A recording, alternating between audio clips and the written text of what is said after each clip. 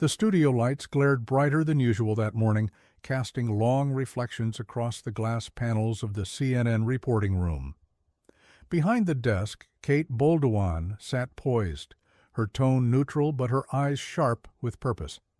A rare in-person political guest was about to join her, someone whose name had been lighting up headlines and social media feeds with equal intensity. Karoline Leavitt, now a prominent spokesperson under the new Trump presidency, had been invited to speak. But this wasn't just another guest appearance. It was a calculated moment Kate had been waiting for. As the cameras rolled and the theme music faded, Karoline entered the room with confident strides, calm but not naive to the subtle tension. She took her seat across from Kate, exchanging only the bare minimum pleasantries. While the public saw a cordial setup, those close to the production team sensed that something more charged was brewing beneath the surface. The conversation began smoothly, touching on economic growth figures and the administration's education policy. But Kate had no intention of keeping things gentle. Her voice tightened as she shifted gears, her gaze narrowing as she brought up a report that had aired the previous week. It claimed that rural farming communities were suffering more than ever, bankruptcies rising, subsidies delayed, and local economies crumbling. The timing, according to Kate, was no coincidence. She leaned forward and made her move. With controlled but pointed frustration, she challenged Karoline directly, accusing the Trump administration of failing to deliver on its promise to protect the American worker. Farmers, she argued, were being pushed further into the margins, while large agribusinesses were allegedly handed favors. The tension that had only been simmering until now suddenly caught fire. Karolina remained composed, her expression betraying none of the emotional volatility that had just been hurled across the table. But her fingers tensed on the armrest of the chair. She let Kate finish, allowing the accusations to hang in the air like smoke in a still room. The pause that followed was not empty. It was heavy, calculated. What Kate hadn't expected was how quickly her narrative would unravel. Karoline leaned in, not defensively but assertively. Her voice did not rise. It didn't need to. The steadiness in her tone cut deeper than any outburst could have. She dismantled the generalizations, point by point, revealing data that had been conveniently overlooked. She painted a different picture entirely, one of overlooked success stories, of legislation signed within weeks of Trump's return to office that had redirected billions in resources back into local farming communities. Kate tried to interject, but Karoline pressed forward. She named forgotten counties where new cooperatives were thriving, where loan forgiveness had given multi-generational farms a second chance. She described how Trump's cabinet had cut bureaucratic layers that once left emergency relief tied up in federal limbo, how mobile veterinary and seed distribution units had been deployed to areas affected by weather disasters, changes that had been met with actual gratitude from workers on the ground, not headlines. By the time Karolina paused, Kate looked momentarily caught off guard. The tone in the room had changed. What was meant to be a public skewering was now transforming into something far more volatile, a turning point. And then came the real pivot. Karoline locked eyes with Kate and began to reveal a story that no one in the room had expected, a story about one farmer in Iowa who had sent a letter to the administration just 2 months prior. His story was both ordinary and extraordinary. He was not a campaign donor, not a wealthy backer, just a man trying to keep his land after a devastating frost had wiped out most of his yield. Within weeks he had received more than he asked for: a new tractor, emergency supplies, and financial relief that helped his family and 4 other neighboring farms survive the season. This was not a favor.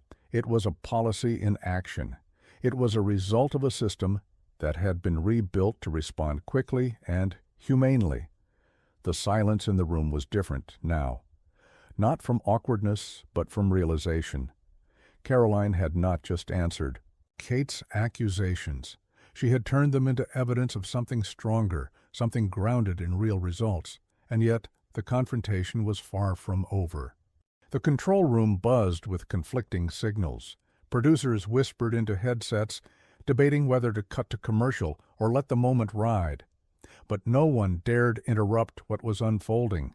In the studio, the air was heavy with the weight of exposed assumptions and the unexpected authority of Karoline's voice.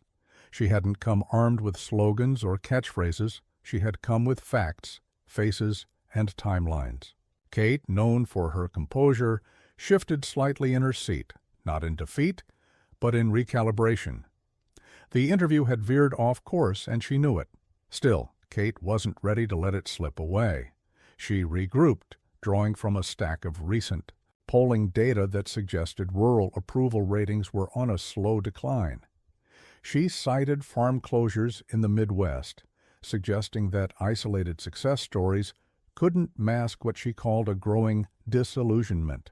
The camera panned subtly to Karoline, capturing her reaction as she listened without interruption. But Karoline didn't flinch. Instead, she leaned into the moment with surgical precision. Her voice remained steady, but her words now carried the sharpness of someone who had been underestimated one too many times. She explained that many of the closures Kate referenced had been initiated before Trump even took office. Some were decades in the making, the result of shifting global markets, automation, and generational disinterest in farming. What the new administration had done, she argued, was intervene in that decline, not create it. What followed was a breakdown of the policies now in place, the kind that rarely made it to headlines. Expanded drought insurance, seed-sharing programs, and rapid response funding that bypass layers of approval to get straight to families. Karoline described pilots launched in forgotten corners of the South and the plains of Nebraska, where new technologies were being subsidized to bring farms into the 21st century, making them not only sustainable, but profitable. She didn't just speak in abstracts. She named people. Women running multi-generational farms, immigrant workers receiving fairer wages through new oversight programs, veterans returning to the land with full government support. Each example pulled the conversation further from the narrow box Kate had initially tried to place it in. Karoline was not painting Trump as a savior. She was painting a government finally listening to its workers.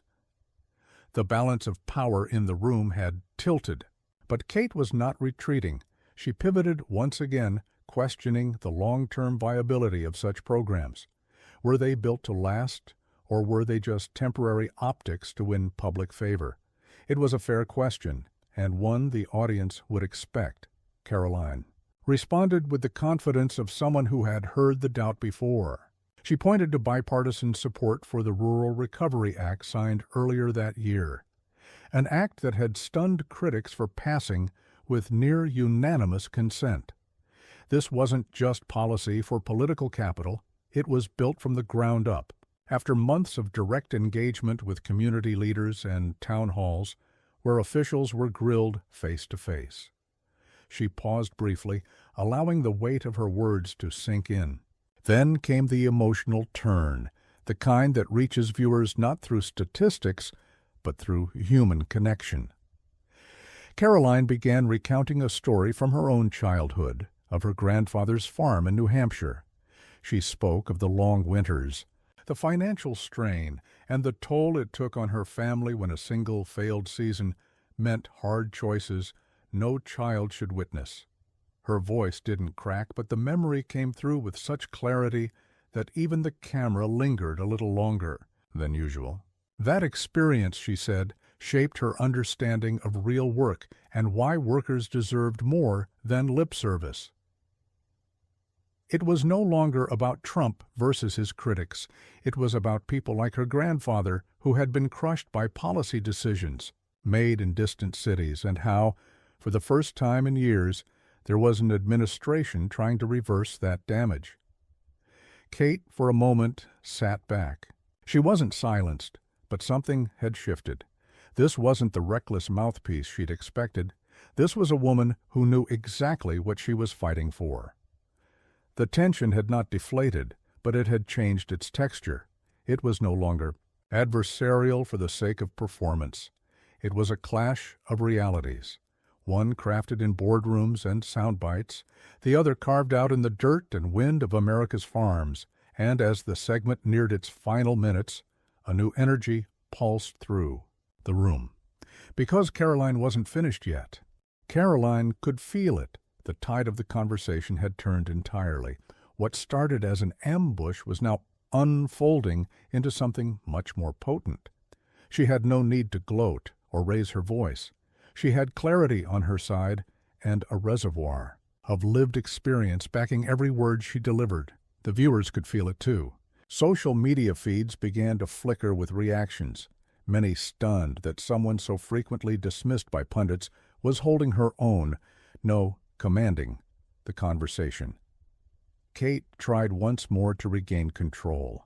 She shifted the topic toward corporate consolidation in the agriculture sector, arguing that under Trump's leadership, regulatory enforcement had relaxed and allowed big businesses to expand their grip, squeezing out small farmers in the process. She spoke sharply, this time with more urgency, more edge, as if trying to force Karoline into the defensive. But Karoline did not retreat. She was ready for this. What followed was a pointed breakdown of how the Trump administration had, in fact, reversed certain Obama-era loopholes that allowed monopolies to form unchecked. Karoline laid out recent cases where the Department of Justice had stepped in to block mergers that would have devastated regional farming cooperatives. She described newly implemented fines, structured not just as punishment, but as redistribution, forcing corporate giants to fund community grants, farming apprenticeships, and equipment-sharing programs for family-owned operations. Then came the real curveball. Karoline revealed internal memos, now public, showing that the administration had overruled powerful lobbyists in favor of protecting farmer interests. These were not rumors. They were signed orders that forced policy changes in the face of industry backlash, the kind of action that didn't make splashy headlines because it ran contrary to the dominant narrative. As she spoke, she glanced at Kate, not with contempt, but with a firm recognition that the conversation had stopped being about television, drama, and had become something larger. Kate's questions were no longer landmines. They were launch pads. Each accusation gave Karoline the space to unravel a truth long buried beneath layers of partisan assumption. Then, with no warning, Karoline reached for a folder beside her and opened it on the table.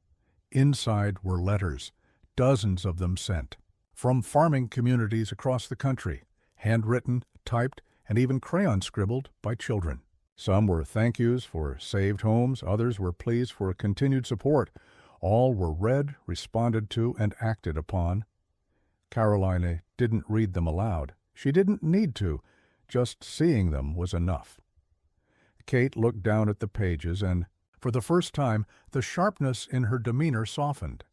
Something unspoken passed between them. Maybe it was respect. Maybe it was discomfort, but it was real. The silence was brief.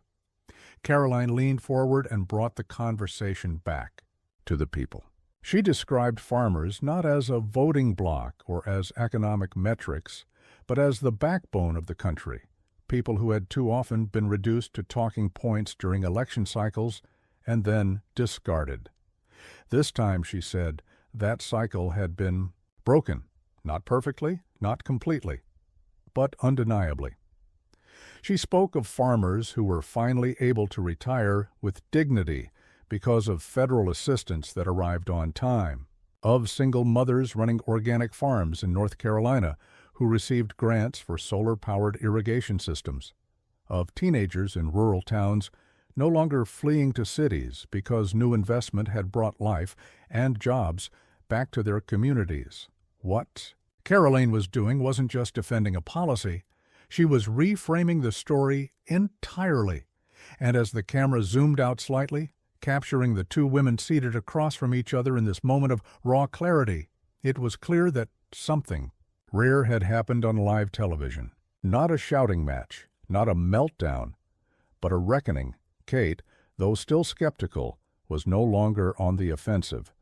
The certainty that had defined her earlier challenges was now laced with something closer to curiosity, or perhaps caution. It wasn't about whether Karoline could handle herself. That had been settled. Now the question was how far she would take it, and Karoline wasn't done. Because while she had proved the administration's record on paper, she was about to show something even more powerful, what those changes looked like in action. The next move would not be in words.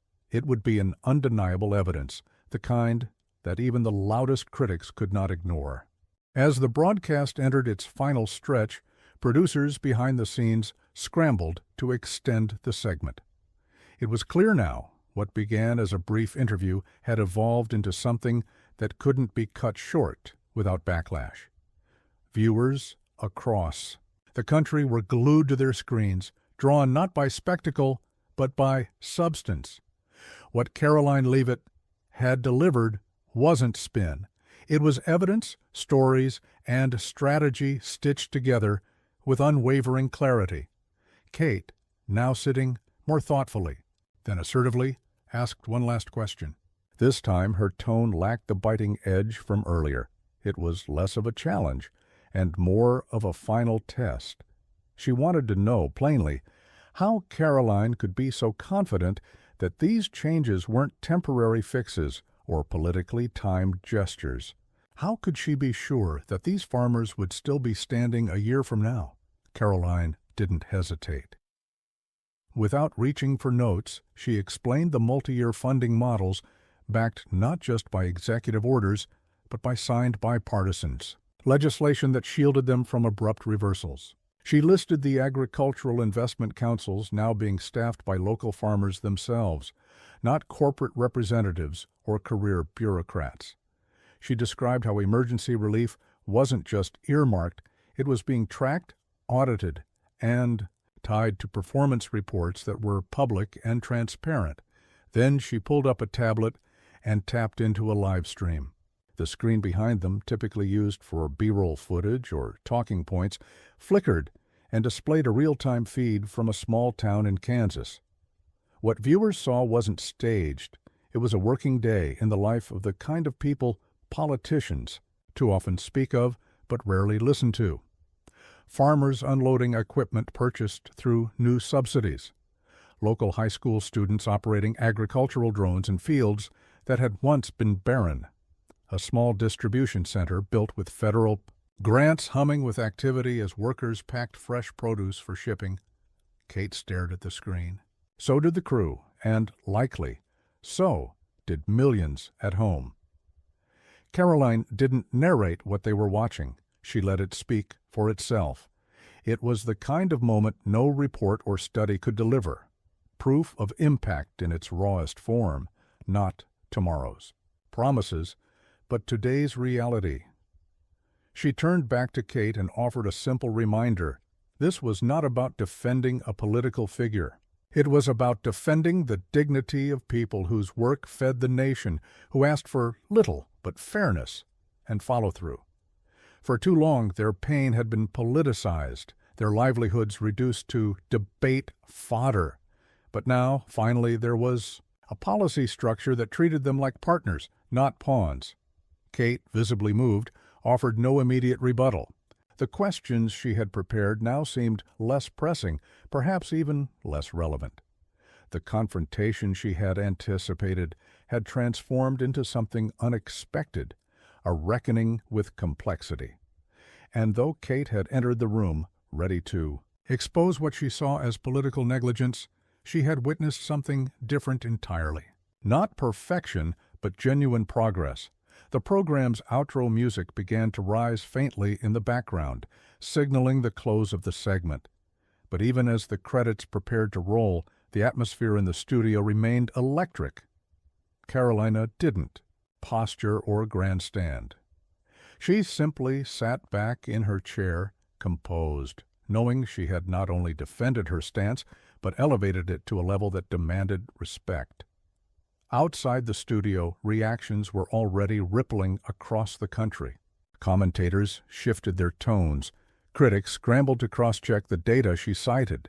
And in small rural communities, families who had long felt invisible saw their stories finally reflected on national television, not in pity, but in power.